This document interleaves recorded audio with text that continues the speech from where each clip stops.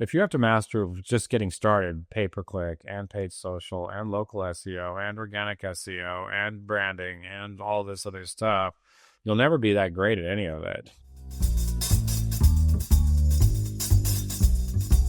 Welcome to the Digital Agency Growth Podcast. I'm your host, Dan Englander. Stewart, great to have you on the show. Good to see you again, Dan. It's been fun. Yeah. Well, all of maybe a week or two, but good to see you. I know, right? Yeah, it's great to have you on. I think for a lot of reasons. I think there's a lot of things for us to get into. One of the biggest topics on the show is how to niche and how to specialize, and it seems like you guys have done that really well in healthcare, and also new business, getting inbound to work, like largely getting yourself out of the sales seat, which is another big topic for us. Before we get into any of that stuff, would you mind just kind of giving high-level background and how you got here and how you got to getting healthcare success to where it is now? So do you want the 5-minute version or the 1 minute? I'm teasing you. I want the most fun version. I want the version that involves with you then. I want the rated R version, Stuart. Well, that's actually a fun fact. So I could go back further in the origin story, but essentially what happened was I used to work with great big agencies. I worked my way up to great big agencies, specifically J. Walter Thompson was one that in my 20s, I finally made it to J. Walter Thompson. So I worked with a niche agency that did a lot of work with big brands, and I worked at J. Walter. And for my fellow J. Walter alum, no offense, but it just wasn't for me. It was very, very, at least my version at that time was super political. It was the largest, I think, media buy in LA. It was about $80 million in 90s money. So it was a big budget client. And so my sales reps were making more money than me by a lot, and they weren't working into the midnight. So I thought I would leave and try something else. So I did commercial real estate for a few years, and which actually was a good experience. But this agency kept calling me, and I'm like, no, I don't want to do it, because it was a completely different model. It was working with like mom and pop doctors, and I'm like, I'm not interested in that at all. But I fell into that based on eventually, because the market went up and down with real estate, eventually like, okay, I'm tired of starving. I'll try this for a few months and figure it out. But what was really fun about that was that the job involved speaking publicly, and I'd never spoken publicly in my life. And I had to speak for 3 days and lead a group of six businesses, 12 people on average. And man, you learn how to do something pretty quickly. Imagine you've never spoken publicly before, and I have 3 days, and there's no exit. Like if it goes poorly, you've got nowhere to go. So and I got stuck in the elevator on the way up to my first one. So I think that was pretty funny. It wasn't funny at the time. But anyway, so it turned out I liked educating. I liked working with these doctors. I thought like they do. And the funny thing is, I knew, at the time when I first started, very little about healthcare, but I prepped and I prepped and I prepped. I had 5 weeks, by the way, to go from zero to leading these shows. And they loved my talk. They loved what I did. And I walked out with 3 out of the 5 people gave me contracts to do more agency work. So that's, sort of off to the races. And so what's relevant about that to our listeners today is that business was a content marketing company pre-internet. Like everybody thinks that the internet is like all this stuff happened since the internet. And these concepts have been around, since before that. And so our model back then was to sell a newsletter by direct mail. And they would buy the newsletter, and then we would call them and telemarket them to upsell them to a seminar. And then from there, we would sell them to agencies. So there are 3 steps, of increasing engagement to get them to do that. So there's other models if you think about it, but there's lots of models like that to this day, but it was all sort of analog. So that's, sort of the origin story. And then you would ask a second part to that question was like, so believe me, because there's more to that. Yeah, that's great. I guess, so it sounds like you kind of happened into this niche, and it's interesting because there's a lot of situations where we're working with clients and they're trying to figure out the perfect niche. And it could be based on like the industry's growing, or we have this expertise over here. And healthcare seems like one of the most desirable because it's infinite demand, recession proof, like we all get sick and die, right? So it's like healthcare keeps going. So can you talk a little bit more about how you landed on that? Did it just come to you, or like how did you? Okay, thank you, Susie. I was drifting there a little. So getting into this niche for healthcare, when I did that. So that's how I felt. I sort of stumbled into it. It wasn't by design. But when I came up with my own agency, so what happened then was the internet became big and I was recruited away eventually. By the way, I became VP of marketing for that company. I ended up being there for 10 years. So that was a lot. And so I moved on to other stuff, including, of all things, high-end estate tax mitigation. And so that was, profitable. But I hated leaving all that knowledge in the field because the knowledge I got by, every other weekend I was working with healthcare providers. I could answer their sentences before they thought of them. I just got so good at understanding how they think, what motivates them, the world. People it's like, how do you know all these things? And it was really repetition. So I like to think I'm pretty smart and creative, but it really helped having that repetition. One of the metaphors I use a lot is for our junior salespeople it's what I try to do is to teach them to the stuff I know, because like I would get new at bats I'd get 6 new opportunities, sales or buying units, once a weekend. So most people could work all year to get 6 or 10 or 12 opportunities, and I was getting them on a weekly basis. So you get pretty good at swinging the ball or hitting the ball if you swing a lot, if you get at bat a lot. So anyway, so going back to the niche part, when we started this company, I had a partner that I used to work with and said, let's start something. And I'm like, we really know healthcare. Let's do that. And let's do it all inbound. And so from day one, we leveraged that knowledge, and that was really helpful. So, I think as your audience is thinking about niching, it's like, number one, you can do it without niching. I just don't know how to. It's so hard, especially now, because if they want a general agency that's big, they're going to go to Ogilvy or someone. If you're looking to build a business, for most other businesses really, really want, that expertise, the ability to banter with them, the ability to tell them they're wrong, the ability to ask the right questions, the ability to ask the right, or to use the right words, like all of these things. And,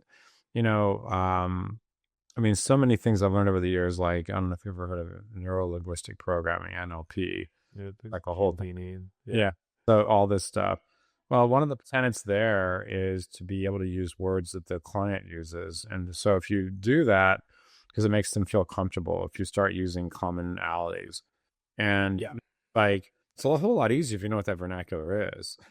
Yeah. And I think Cialdini actually talks about healthcare specifically as an example, because he had a client there, and I don't remember all the ways he phrased it, but it was like reducing the violent sounding words. So for example, like they wouldn't say target, they would say, I don't remember, goal or something to that effect. And like in our world, in the agency space, we're helping agencies with outbound, but we don't say the words that all the other like down in the gutter lead gen companies are saying. Like if we use the word lead, then we get put in the bucket of everybody else that's doing that. So it's always prospect. New business is a very idiosyncratic word, business development.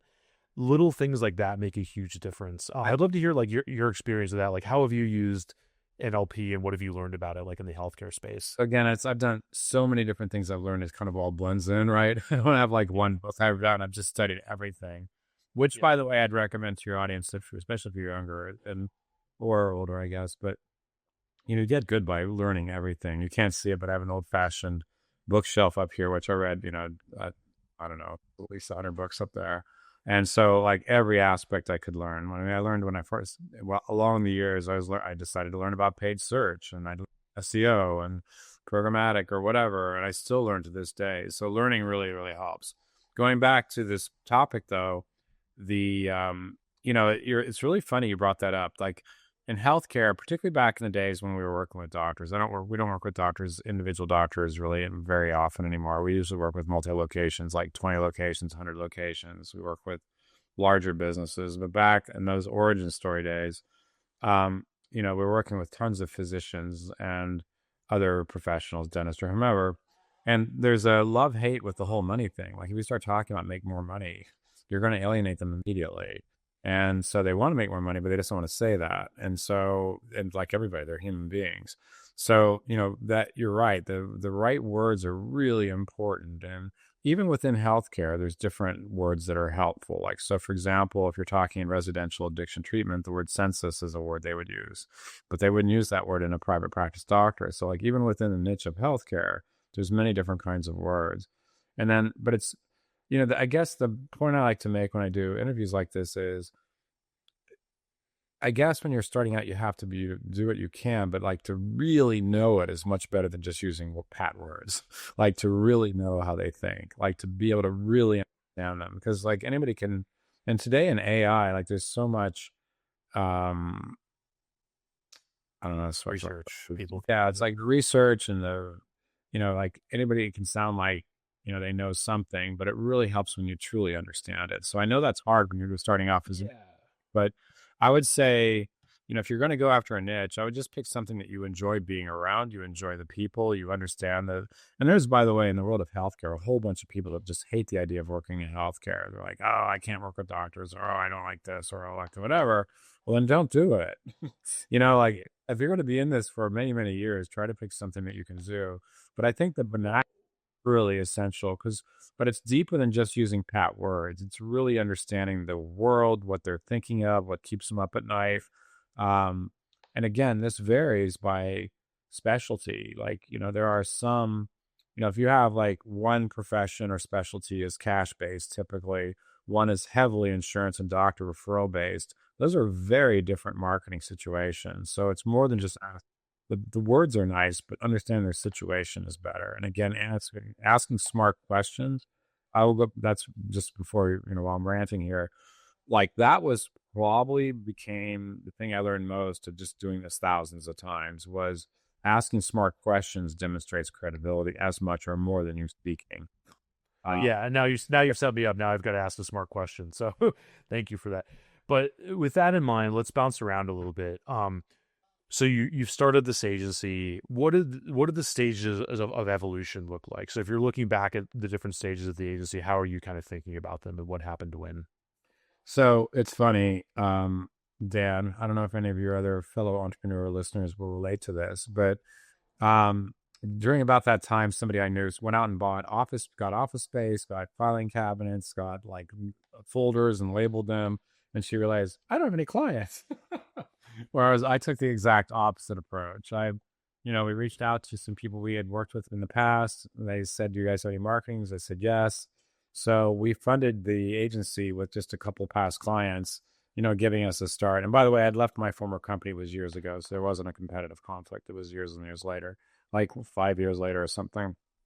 But so we started off very, very scrappy. And the one thing that we did, which is difficult to do now, was we recognized the opportunity that SEO would have. And like this sounds crazy, but nobody was doing this back then. There were no agencies really trying to do inbound marketing.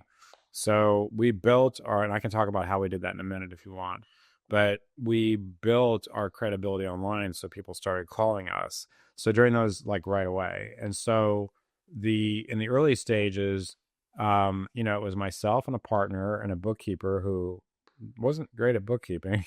And so and we basically just started doing stuff. And suddenly we had a contract over here and we had another contract over there. And we started off with no real business model. By the way, I would not recommend this. Like, figure this out before you start. But, the Stewart model is jump off the building and figure out how to fly on the way down. I'll figure it out. I'm confident. Don't do that. I did that, but don't do that.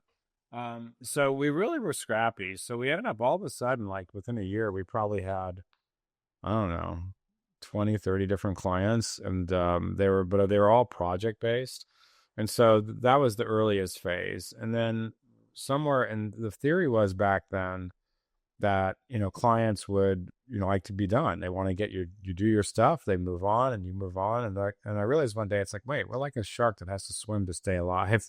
You can't take a break ever. And without recurring revenue, this is really a stupid business model. So, and what we found was when we transformed, so that was a big step, going to a recurring revenue model and coming up with retainers and figuring out how to do that. And that was a huge step. And it was, I think it's foundational to having a successful agency. But here was the fun part, the surprising part. Clients loved that. I thought they would think, they just wanted to have us do a bunch of, and this is back still in the kind of analog transition to digital world. So, our premise was, well, they'd really prefer to get us to do the ads and the stuff and then turn it over, and then you guys go implement. But the reality is they want a partner. They don't want to be taught how to do this. They want someone to do it for them, right? They want to be able to afford it, but they want to have somebody do it for them. So, you and I've had conversations similar. Like, you don't have to teach me. I know what to do. I don't want to be taught. I want someone to do it. So that was foundational. So we got from that stage to doing, so these retainer programs. But then over time, what we recognized is because I really, still to this day, when I get a small client call me, I'll still take the call. I want to help them. And so, but what I found was over time, we had a bunch of small retainer clients, and that was really difficult to do. Because to them, you're very expensive. To you, they're on the low end. Um, Carl Sakis is a guy out there that you may have heard of. Carl is a friend of mine, and I've used him a couple times. And Carl always says, "Be careful if they're little for you and you're big for them. Just be really careful." And he's right. It's doomed for failure. So anyway, so then we moved on to larger business. Sorry to cut you off. Can I double click on that? How did you find that sweet spot where you're mutually the right size for each other, and like what does that look like? Through a lot of pain, Dan. Through a lot of pain. Dan, you've asked me to be honest. Like, we made every mistake we possibly could. I think that our greatest strengths are our greatest strengths are also our greatest failures. And so I think that agencies are largely built around the personality of a CEO. And if the CEO is a swashbuckler and figures out how to do stuff, then everybody else will do that. And that's not good. You need systems as an agency. So on the other hand, we didn't sit around and think about stuff. We got stuff going really quickly, right? So the bias for action really helped. So I'd say that in terms of getting the sweet spot, I think it's really, really, really vital. And this is a tip that maybe your audience can think of. This took forever to get to this stage. I don't remember what year I got to this, but at one point I finally said, okay. Because another thing too is based on this experience in healthcare, we could do a lot of different things. But what we decided was, okay, I did a bullseye and I figured out, okay, who is my primary target audience? Like, who are the ones I'm going to go after? And so that was right at the center of that bullseye. And then there's all these other things that are really interesting, but not my bullseye that we can also do. And so, we kind of figured out what the priority list, but I don't know, something about the bullseye was really helpful. And then what I figured out, and this is another key concept is, and I talked to you about this offline a little bit. On the outbound side, especially when you get good at outbound, people get calls all the time from all kinds of different people with all kinds of different needs. And you probably have had other people talk about an opportunity filter. And for us, I don't really need anything that formal. I can figure out pretty fast if we're a good fit or not. Give me a half hour and I can tell you pretty fast just based on experience. You really should have, yet again, how much money is it? How much is this? And all those things. Just instinctively have a pretty good sense of whether we can help or not. But the bullseye part, mixing a metaphor here, is inbound is like throwing a net into the sea every day. So every day you throw in it when you're doing a SEO, especially, or organic social or whatever. It's an inbound thing. When you reel in the net, and sometimes you get a sea bass. A lot of times you get a minnow or a shark who bites you or an old shoe or something. And then sometimes you get a whale. Not like every day, but sometimes. So inbound's awesome. I love it. But so that's where the whole bullseye part comes out, because that you really can't control who you're getting out inbound. It's right. You have very little control over what Google and ChatGPT and everybody else does. You have some. Yeah. And then, so anyway, but then if you're going outbound, there's a lot of the stuff that you guys focus on is, you really want to be in your bullseye there, because if you're with those, look, Dan, it's really hard to reach anybody anyway, right? So if you think about it, the odds are to reach anybody is difficult. So if you're going to go after them, when you finally reach them, do they have a need or not? That's another thing. But if I'm going to spend the energy and money to go after somebody, I want to really make sure it's perfect for us, that we can speak the language, we have the case studies, we have the knowledge. Because otherwise you go to all this trouble and then it turns out you're not qualified. Always a wasted effort. Yeah. Let me back up a little bit. I agree with all of that. I guess one question. So for context, a lot of people listening are probably getting their business from random referrals and all some unpredictable stuff. Maybe they have an inbound project that occasionally works out. Can you talk a little bit about that evolution? Were you guys just getting mostly inbound leads from the beginning through now, or if not, what did it take to ramp up that system? Yeah, we had change. Yeah, so we had We were earlier in, so it was a little easier then. It's never was easy, but it was easier then. So nobody was thinking about starting agencies with inbound back then. That wasn't a thing. Like, I don't know how many people did it, but there weren't many. So we kind of, figured this out. We took that knowledge we did. So what we did, the first thing we did, Dan, was I went to I wrote the first blog on the first day.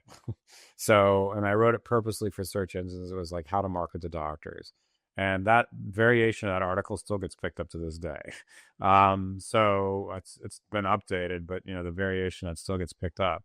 We went to Dental Economics, which is a publication, and we started a relationship, and they gave me a column pretty early on. Like, so I was writing once a month for Dental Economics.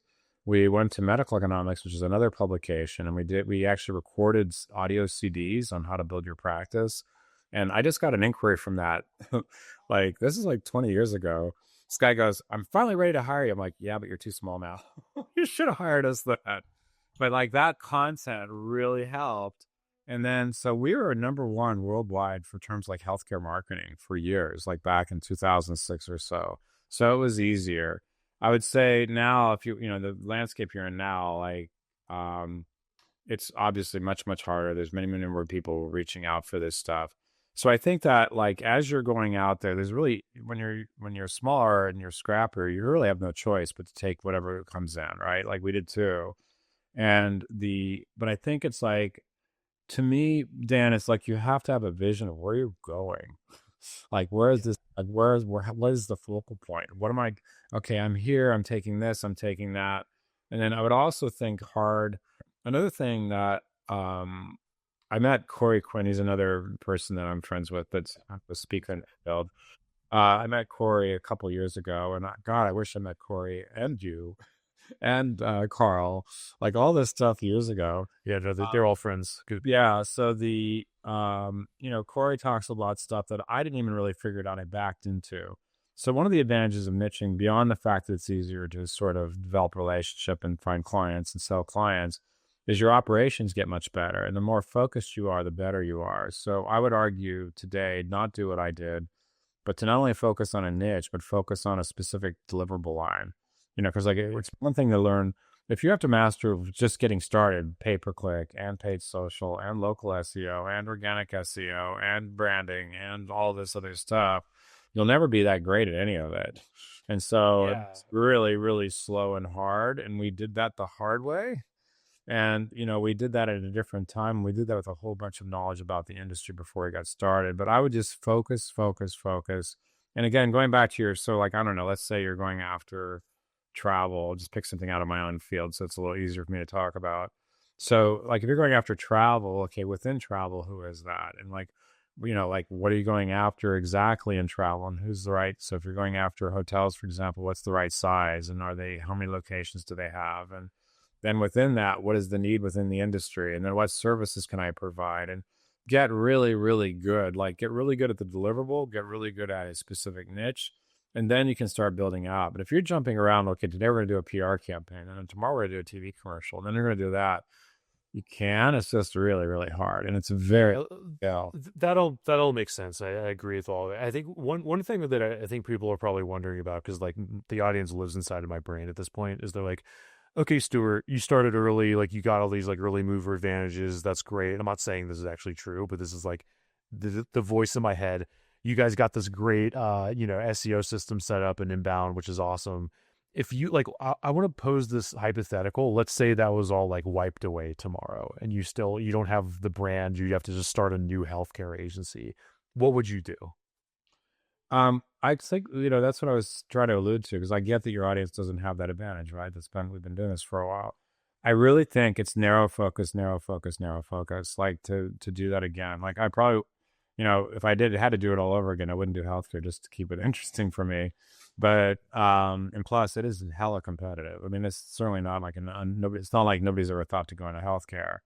But every niche is competitive. I think it's, to help you think this through, I would focus on creating the principles all apply, very, very narrow, exceptional content, and ways of showing your expertise. Like, for example, I'm doing your podcast. I have a podcast. So if people are interested, if your listeners are interested in my podcast, you can find it at healthcaresuccess.com. But that podcast has been, so modern marketing, I would just say the podcast is really helpful because people feel like they know me after they listen to the podcast. And so that's a really good place to start. And maybe if you don't, like if you're just getting started, probably don't have a podcast, you can, but being on other people's podcasts is a way to start too. And then plus just the relationships you build. So if you're looking for tangible, like walk away from, either being on somebody's podcast or having your own is really a relationship builder. It's, we were early on to that too. We started our first podcast in 2010, but we ramped it up a couple of years ago, and we were actually a little early with podcasts. But we have relationships that we built in 2010 from the podcast. So if you're looking for a tactic, that's a good place to go. And I think what works is like picking one big inbound project. I think a podcast is definitely a great example of one. It's done wonders for our business. We've seen other agencies that set up like an awards association in their industry, and they own that, and that they use that as their driver. So whatever it is, it's going to take a lot of time and energy, but that's actually a really good point. So like we used to have we did a seminar when I started this company. We had a seminar that we did that had its own sort of, it took forever to get there, but we had its own sort of brand. And we would do them at the Wynn in Las Vegas. And we would, it's expensive. We had to promote that. If I had to do it smaller, I would do it on an invitation basis. We were sending out like $1,000 worth of mail. So that's going to be really hard for most people to do. But you could do a smaller one, right? You could do one local. You could do one by invite. You could do one very, very targeted. And we were able to, when we did ours, we were able to make our tuition back. It's like, was that? We stopped doing that during COVID. I threw away about $20,000 worth of printing because I knew which I'm still glad I did, because otherwise I would have spent another $20,000 on postage, and that would have been a total waste. So at least we were smart. But the point I'm making there is not to do a seminar, but something that you can own. Like the seminar is really helpful. Research, like a friend of mine, Rob Klein, who's an awesome healthcare researcher, does an annual free report on some topic. I just interviewed him on my podcast about this year was pediatrics, but like some kind of research you own is really helpful. There are not just seminars, but conferences in the world of dental. There's a law firm that has a conference they do every year for DSOs. So it's like something that you can own is really good. And again, it just requires that commitment. And I think, another guy in healthcare that's really big, his name is Scott Becker, and people in healthcare will recognize Becker's Healthcare. I just had him on my podcast, and it's really funny. He's an attorney, and he wanted to build his name as a attorney with AAC, so he built his own conference. So, it takes some, I'm not Jewish, but I have a lot of Jewish friends. It takes some chutzpah to do that, right? Like you can say chutzpah. I give you permission. I'm like an honorary member of the tribe. I know a lot of Jewish, so a whole lot of chutzpah to be able to do that. But he's an icon in the industry, but he had that foresight to do that. So again, if you don't have to start, he wasn't that big either. He was just a young attorney building his law practice in a day.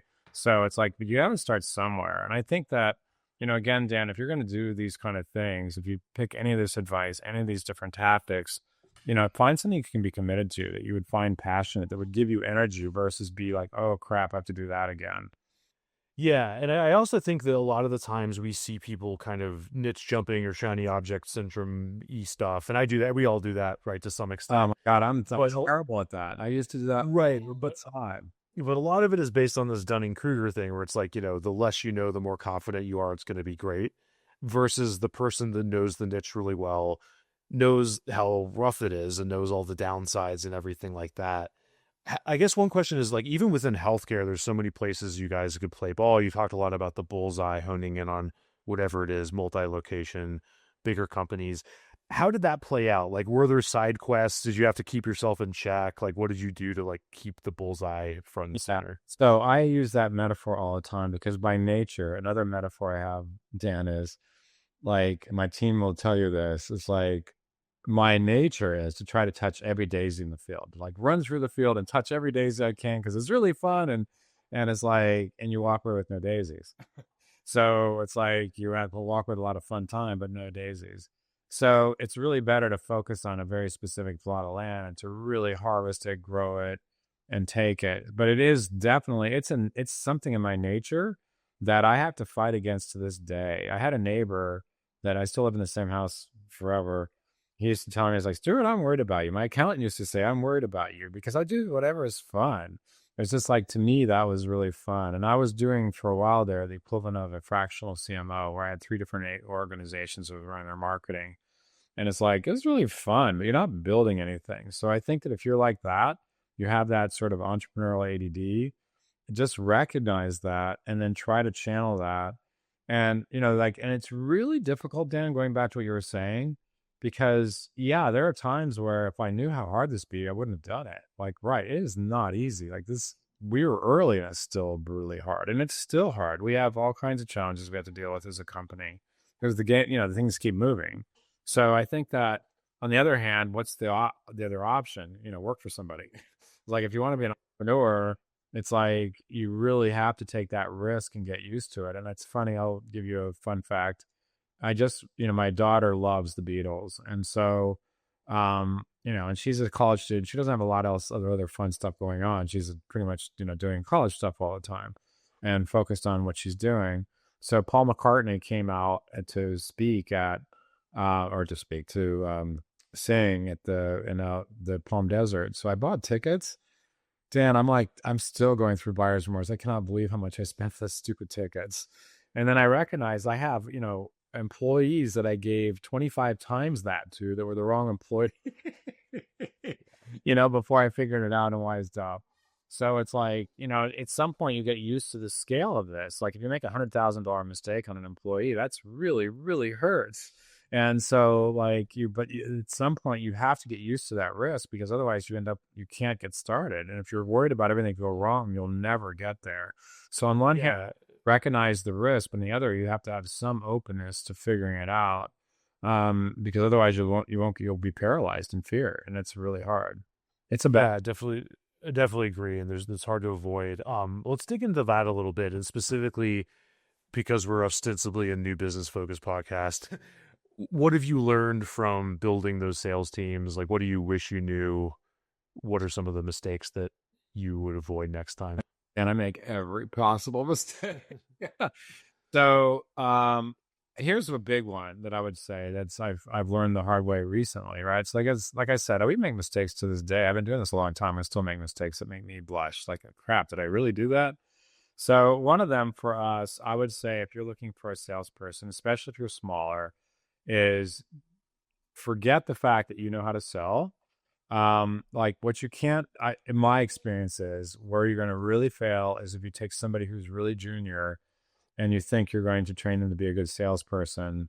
And, especially like, okay, so digital marketing, it's like, here's this and this and this pay-per-click. Here's how it works. Go off and do it. Like they might succeed, but it's going to be really, really hard. So I would look for the challenge we figured out as a company is we don't have the resources to have sales training. Like Xerox has sales training, right? Like copy companies have sales training where they have, whole systems designed to treat salespeople the basics of selling. And then, like in the digital world, for example, if you're, I'm not sure how much this is still out there, but, back if you were able to pick somebody who's been selling a lot of pay-per-click, like tiny little projects, right? Like, $500 a month clients or $1,000 a month. They've at least understand what digital marketing is. They at least understand what prospecting feels like. They've survived. I would just say, as an individual entrepreneur, if you're trying to figure out how to train someone to be a salesperson, motivate someone to be a salesperson, has no experience at all, it's really, really difficult. And I think that, to me, I've come to the conclusion that it's doing them a disservice because you're not going to be able to give them the attention they need to get successful. On the other hand, like the flip side of that is, so just keep that in mind if you're thinking about this. Like if you're hiring your first salesperson, just don't underestimate what that long ramp up curve. If you figured out how to do this, it doesn't mean that it's really easy to transfer that. Like these are everybody's ordinary human. On the other hand, I would say if you're small, be really careful of hiring some very expensive business developer who expends a big fat salary. And, because if that's what they're motivated on, you're going to figure out probably they're not the right fit. So, for example, in our world in healthcare, I've never done this, but I've seen people do it. They go off and hire a pharmaceutical rep who's used to, 10,000 a month plus a car. They drive around and meet people. They're not actually closing business. Like, right, getting contracts signed. You can argue they're great salespeople, but they're not usually getting people to sign a contract. So it's like finding the right level of salesperson is really important. I think keeping them focused. We have 3 salespeople now, Dan. We have a senior salespeople, sort of a mid-level, and a younger salesperson. But I think, keeping them focused, and that's a whole, I don't know if you want to talk more about that. I can just give you some other about it. So I think, first of all, again, not hiring too high, not hiring too low is really important. If you don't have training in mind, just keep that's really going to be very difficult to train sales and marketing to somebody who's right off the street is going to be really, really hard. And then that assumes they have a raw talent in the dry. Yeah. Right. So that, and I think the other thing is, like, it assumes that they want to be in sales, and that's something people don't think about. But I've interviewed a lot of potential salespeople, and sometimes you dig into the questions, and some people will kind of hint at the fact that, I kind of would rather be in account management, and that's a great question. Yeah. So let's talk about that for a second. So, the right salesperson, like, I got to tell you this is funny, especially in the world of healthcare. Nobody wants to even use the word sales, going back to what you were talking about earlier. And so, like, in the world of healthcare practices, like, let's say orthodontics, there's a position called a treatment coordinator. So that person essentially sells orthodontics. When the more successful practice have this position, they greet they take the phone call, they greet the patient when they come in, they get them scheduled. The doctor talks to the patient for about 5 minutes. They come back and talk about payment options, not finance. And so the good ones are scary good, Dan. And I've interviewed these people, and they say, I'm the closer. I'm the hunter. Like, that's their mindset. And like, somebody who sucks at this at an orthodontic practice will say, I'm the finance person. Like, it is a mindset. The right person will run laps around the person that views their job as being the finance person. Laps, like, it's just night and day difference. So, and if you look at somebody in advertising, it says, like, the first question I would ask is, tell me about your prospecting. Like, they're like, ooh, I was really hoping you'd bring me leads. So, again, that's scary. Now, I do love, Dan, like what you guys do, because most salespeople that are good, everybody hates prospecting. There's a few crazy people, and if you can find a good one that likes prospecting, grab them. But creating systems where you're generating warm leads versus going out just completely cold and calling is a very good idea. That's somebody, like what you guys do. But still, they need to have that energy to follow up and to be persistent and to find solutions and to have that curiosity. And you want to get the person that can, like, airdrop into the jungle with a knife and a rucksack and survive for 3 months, even if you're going to put them up in a 5-star hotel. They enjoy the hunt. They enjoy it. Like, they're not shirking from it. They enjoy it. And that's really a critical mindset. The person who is our lead strategist, who there's a lot more than selling, right? She's a consultant, but she loves that. Like, that to her is fun. She likes human nature. She likes, getting to the real issues. She likes being the strategist and the smart person in the room.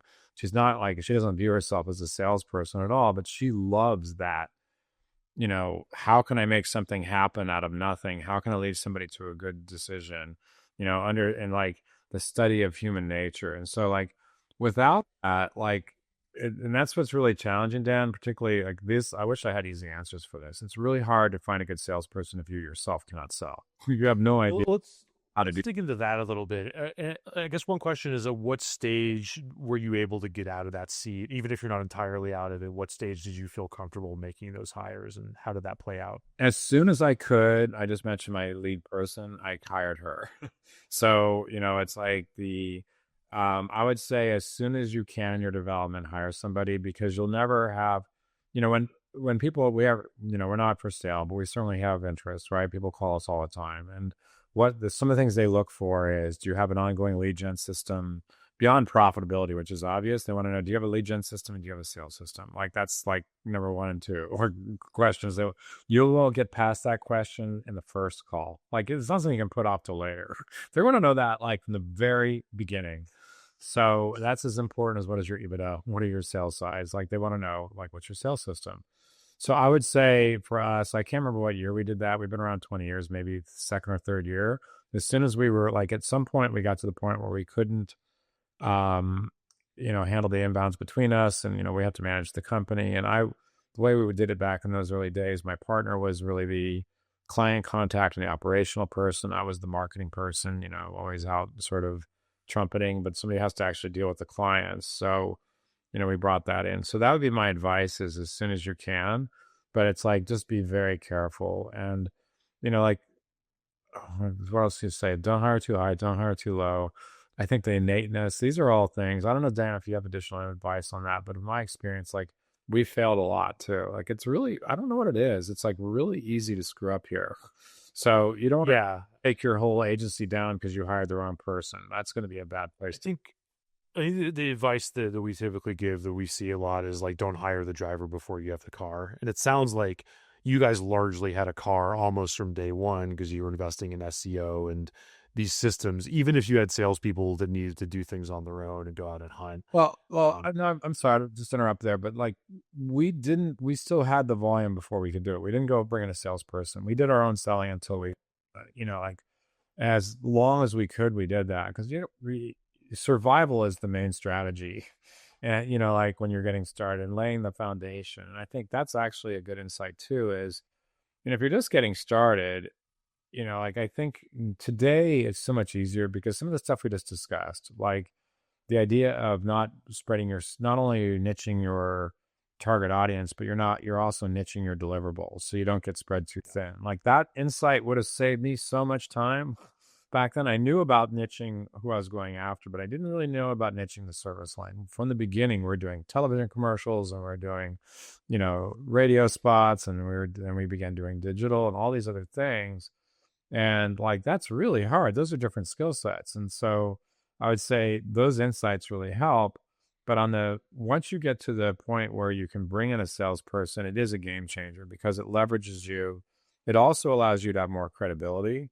And, like you mentioned earlier, like there are clients that I'll take personally because usually when it's really weird, it's not like something we do on a day-to-day basis.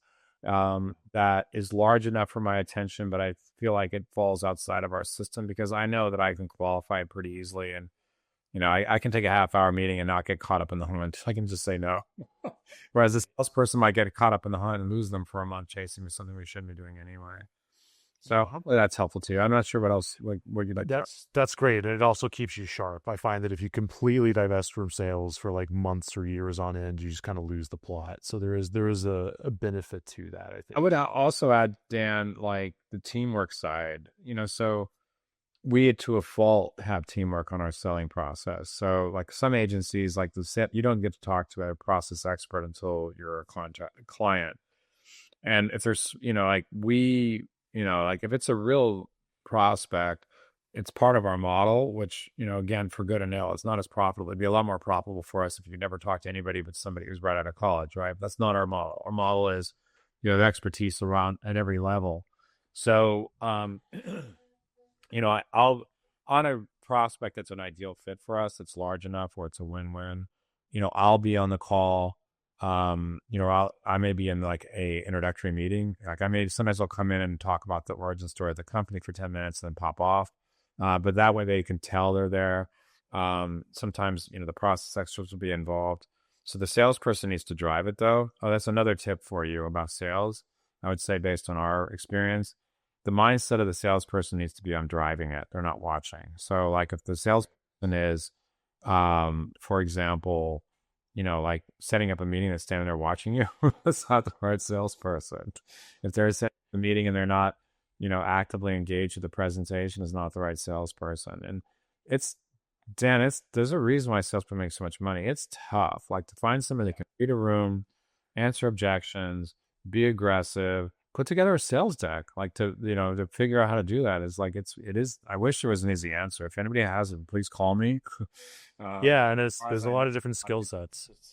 It's sorry to be cut you off. I was going to say it's one step into entrepreneurship. It's like 1 foot in. So definitely agree with all that. Stuart, kind of getting towards the end of our time. One question I'd like to ask is, what are you excited about? Like, what are you working on in the agency for the next few months?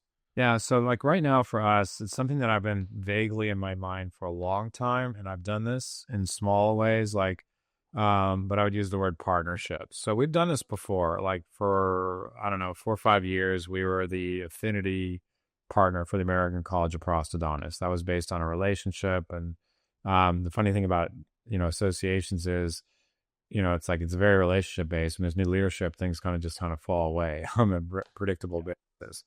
But like I feel like right now, I would say partnerships with various companies because we have our reputation, we have the throughput. They may have clients they really don't know what to do with. So I think the partnership part is really exciting, and that's where we're focusing our energy of leveraging that and bringing that to the table. And the second part is if you're truly like on the digital marketing side, it's really hard to have this perspective if you're new. But if you've been around for a while, to me, this is the most exciting time from a marketing standpoint I remember. Maybe comparable to like the beginning of the internet. Like with AI, it's also scary. Like even, but with AI coming out, a lot of stuff that's, maybe obsolete.